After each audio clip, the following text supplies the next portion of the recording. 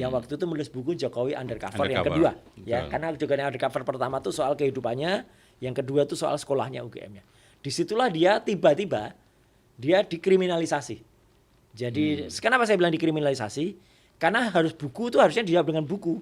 Ilmu pengetahuan jawab dengan ilmu pengetahuan, bukan ilmu pengetahuan dijawab dengan hukum gitu. Tapi kan dia kemudian didakwa mengedarkan kabar bohong, meskipun akhirnya itu dikoreksi, kemudian hanya menyebarkan keonaran, bahkan kemudian dituduh untuk menistakan agama gara-gara melakukan sumpah yang namanya sumpah mubahalah dengan Gus Nur, yang sekarang Gus Nur dapat amnesti ya gitu. Jadi artinya apa?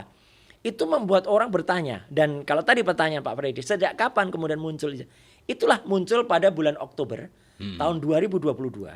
Itu penampakan ijazah pertama kali di muka umum, itu pun hanya fotokopi. Dilakukan oleh Dekan Fakultas Kehutanan UGM, Dr. Sigit Sunarta, di hadapan para wartawan.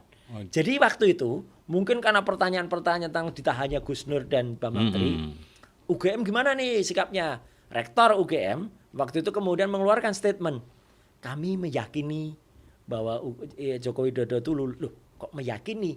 Jadi statement-statement dari UGM ini makin menimbulkan pertanyaan. Termasuk juga ketika Pak Dekan Fakultas Kehutanan, Pak Sigit Sunarta itu menunjukkannya fotokopi dan fotokopinya bentuknya jelek banget gitu.